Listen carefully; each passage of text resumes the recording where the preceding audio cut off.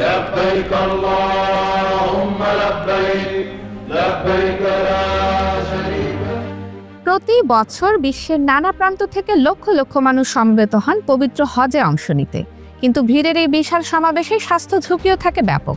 তাই আসন্ন হজ মৌসুম সামনে রেখে সৌদি আরবের স্বাস্থ্য মন্ত্রণালয় প্রকাশ করেছে নতুন নির্দেশনা, যেখানে প্রতিটি হজ যাত্রীর জন্য 4টি টিকা বাধ্যতামূলক করা হয়েছে। এর লক্ষ্য জনস্বাস্থ্য রক্ষা ও সংক্রামক রোগের বিস্তার ঠেকানো। সৌদি কর্তৃপক্ষ জানায়, করোনা ভাইরাস, মেনিনজাইটিস, পোলিও এবং পিঠ জ্বরের টিকা, এই 4টি টিকা ছাড়া কোনো হজযাত্রী সৌদিতে প্রবেশ করতে পারবেন না। এর মধ্যে কোভিড-19 টিকা অবশ্যই সৌদি সরকার অনুমোদিত প্রস্তুতকারকের হতে হবে। সর্বশেষ ডোজ নিতে হবে 2021 থেকে 2025 সালের মধ্যে এবং হজে যাওয়ার অন্তত 14 দিন আগে তা সম্পন্ন করতে হবে। মেনিনজাইটিস টিকা নিতে হবে যাত্রার কমপক্ষে 10 দিন আগে, যা 5 বছর পর্যন্ত বৈধ থাকবে। যেসব দেশ পোলিও ঝুঁকির মধ্যে রয়েছে সেসব দেশের হাজিদের যাত্রার অন্তত 4 সপ্তাহ আগে টিকা নিতে হবে।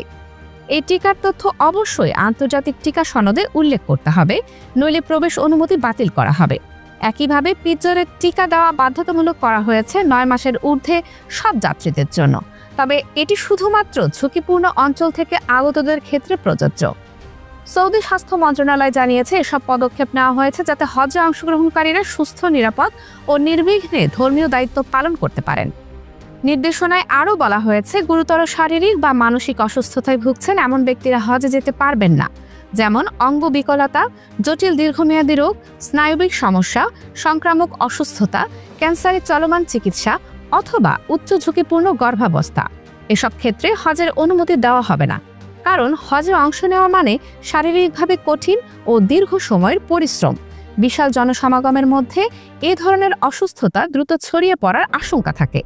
সৌদি স্বাস্থ্য কর্তৃপক্ষ জানিয়েছে, বিগত হজ মৌসুমের অভিজ্ঞতা ও মহামারীর সময় শিক্ষা কাজে লাগিয়েই এবার স্বাস্থ্যনীতিকে আরও কঠোর করা হয়েছে। নির্ধারিত টিকা বা পরীক্ষায় উত্তীর্ণ না হলে সৌদিতে প্রবেশ করা যাবে না। প্রয়োজনে কোয়ারেন্টাইন বা অতিরিক্ত স্বাস্থ্য যাচাই করা হবে।